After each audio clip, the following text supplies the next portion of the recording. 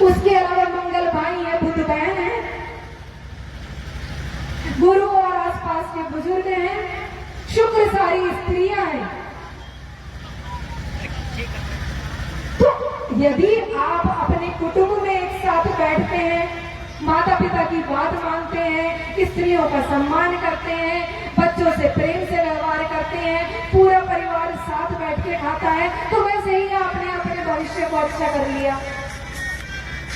आज छोटे छोटे बच्चों को देखिए, अखबार में पढ़ते हैं तो अच्छा नहीं लगता कि उस बच्चे ने अपने सुसाइड नोट में लिखा कि मैं अपनी माँ से बात करना चाहती थी या मैं अपने पिता से ये बात कहना चाहता था, कह नहीं पाया और मुझे समझ नहीं आया कि क्या करूं, इसलिए मैं आत्महत्या कर रहा हूं। ये हिंदू समाज में हो रहा है, ये हमारे बीच में हो रहा है।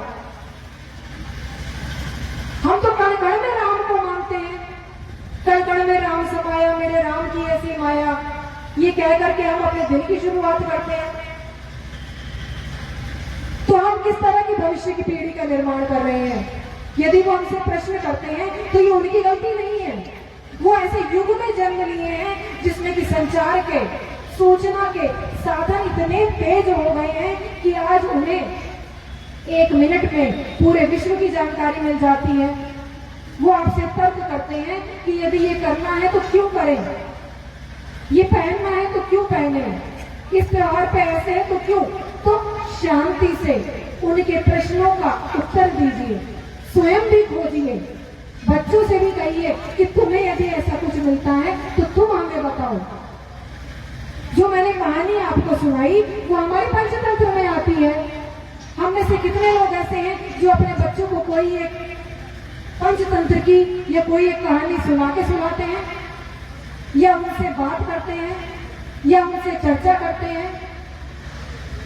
मेरा विश्वास कीजिए, हमारे ग्रंथ कहते हैं तेजस्वी वयम न समीक्षते, यदि तेज है, ऊर्जावान है तो उसकी उम्र नहीं देखनी चाहिए इस अकड़ में कि अरे ये छोटा है, ये मुझे क्या ही बताएगा, अरे इसको क्या ही पता है। मेरा विश्वास कीजिए, छोटे बच्चों को हमसे कहीं ज्यादा पता है।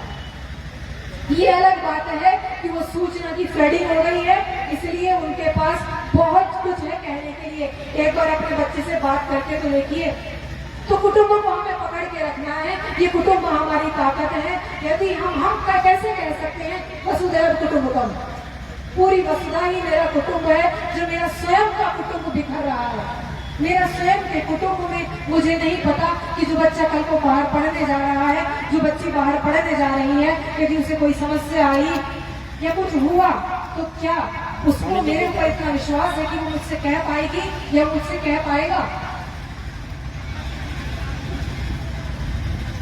एक बात और ध्यान रखिए कि हमारे कहने से कभी बच्चे कुछ नहीं करते, वो करते हैं जो हम करते हैं, वो हमारा ही अनुसरण करते हैं। हमारे बच्चे हमारा ही बड़ा रूप है। और एक हिंदू को यदि वो अपने भविष्य को सुरक्षित रखना चाहता है तो उसे ये संस्कार अपने बच्चों को देने ही पड़ेंगे। आप राम के वंशज हैं, कृष्ण के वंशज हैं, क्या कमी है जो आज हम ये चारों तरफ देख रहे हैं कि सभी कुछ बिखरा बिखरा सा है? आपको इकट्ठे होना होगा। हिंदू धर्म में शुरू से है ब्रह्म एकम विप्रा बहुधा वदंती। हमने उसको अलग अलग रूप में परिभाषित किया क्योंकि हमने यह माना कि हर व्यक्ति का स्वभाव अलग है, उसकी ऊर्जा अलग है, हर व्यक्ति के अंदर एक अलग ऊर्जा होती है।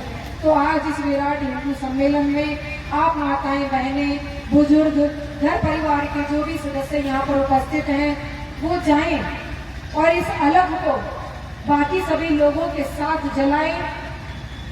कुछ ऐसे नियम बनाएं जिनको हम लगातार करते रहें, जैसे एक साथ बैठ करके हनुमान चालीसा का पाठ करना, लगातार पाठ करें। कलयुग के लिए एक बात बोली गई है, संघ युक्त बलम। संघ में इकट्ठे होने में ही ताकत है। यदि एक ने हनुमान चालीसा का पाठ किया उसे एक का फल मिल रहा है, और यदि 100 एक साथ बैठ करके उसी हनुमान चालीसा का पाठ कर रहे हैं तो 100 हनुमान चालीसा का पाठ का फल हर एक व्यक्ति को मिल रहा है। आप उस ऊर्जा को कितना ऊपर बढ़ा सकते हैं, कितना ज्यादा उसको समझ सकते हैं और कितना ज्यादा उस ऊर्जा के संचार में मदद कर सकते हैं। आज ऊर्जा ही तो नहीं है, कोई भी बैठता है, मोबाइल खोला और उसमें जो भी आया वह देख रहे हैं। विवेक क्या सुनना है क्या नहीं सुनना है, ये सब चीजें हमें कैसे पता चलेंगी।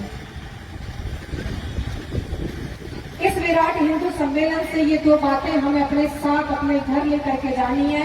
पहली चीज ये कि हमें सबके साथ, पूरे परिवार के साथ बैठ करके भोजन करके सभी के साथ कुछ ना कुछ या तो कथा कहानी कहनी है अपने मुंह से,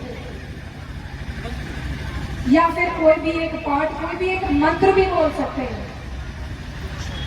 दूसरी चीज, हमें निरंतर संवाद करना है। पर्यावरण, जो पेड़ मेरे पास हैं, जो मुझे दिख रहे हैं अपने घर के बाहर या अपने व्यवसाय स्थान के बाहर, उनका मैं ही संरक्षण करूँ। यदि उसको कोई पानी नहीं दे रहा तो थोड़ा पानी मुझे ही दे देना है। किसी की जाति देखकर उससे व्यवहार नहीं करना, सबको एक जैसा मानना है, ऐसा हमें दृढ़ संकल्प करना ही पड़ेगा। अगर हम नहीं करेंगे तो आने वाला समय ऐसा आने वाला है कि हमें यह सोचने के लिए भी सोचना पड़ेगा कि 100 हिंदू हम कहां से लेकर के आए जो इस कर्म को कर पाए, जो इस कार्य को जानते हो। हमें इन सब चीजों को पकड़ के रखना है। कर्तव्य सर्वोपरि, इसका हमें ध्यान रखना है। और एक बार मेरे साथ सभी लोग जोर से बोलेंगे, भारत माता की, भारत माता की, वंदे वंदे, जय मां भारती। मैं गाती हूँ, मैं सीता हूँ, पुरुषों की इस दुनिया ने मुझे कैसी नियति दिखलाई, पुरुषों की इस दुनिया ने मुझे कैसी नियति दिखलाई। कभी जुए में हार गए, कभी अग्नि परीक्षा दिलवाई। कलयुग हो सतयुग हो, इल्जाम मुझी पर आता है। क्यों घनी अंधेरी सड़कों पर चलने से मन घबराता है। मैं गाती हूँ, मैं मरती हूँ, जब सफर अकेले करती हूँ। डर का साम्राज्य बढ़ता है, कोई साया पीछा करता है। मुट्ठी बन जाती है मेरी, दिल की धड़कन बढ़ जाती है तरल पसीना माथे पर, दिल में मेरे घबराहट है। जाने यह किसका साया है, जाने यह किसकी आहट है। अंधेरे मन हाथों ने मुझको बाहों में भींच दिया। एक ने मुंह पर हाथ रखा, एक ने आंचल खींच लिया। नारी के सम्मान को लेकर ताता सा कर डाला और मर्यादा के उन आंचल को फिर जा जा सा कर डाला। मारा है मुझको, पीटा है, बालों से मुझे घसीटा है। फिर बर्बरता की उन सारी सीमाओं को तोड़ दिया। उन घनी अंधेरी सड़कों पर मुझे तड़पता छोड़ दिया। सन्नाटे में यूं चीख रही थी, खून से लथपथ हो पाया।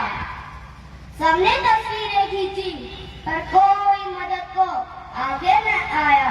कोई मदद करो, कोई मदद करो, कोई मदद करो। यह चीख चीख कर चीख मुझसे रूठ गई। जब होश में आई समाज की बातें सुनकर टूट गई। परिवार की बदनामी होगी, सब मुझे यही समझाते हैं। यह नई उम्र के लड़के हैं, थोड़ा तो बहक ही जाते हैं। क्यों कोई नहीं था साथ में, क्यों निकली अकेली रात में। क्या मेकअप था, क्या गहने थे, क्या छोटे कपड़े पहने थे। प्रश्नों की भूल भुलैया में सच्चाई कहीं खो जाती है। याद रखो कहने वालों, क्या तुम्हें शर्म नहीं आती है। कैसे भूलूं रातों को, कैसे भूलूं रातों को, मुझको छूते उन हाथों को, उन सारी तकलीफों को। कैसे भूलूं उन चीखों को। मेरी शरीर की चोट बस कुछ ही दिनों में ही भर जाएगी। साथ है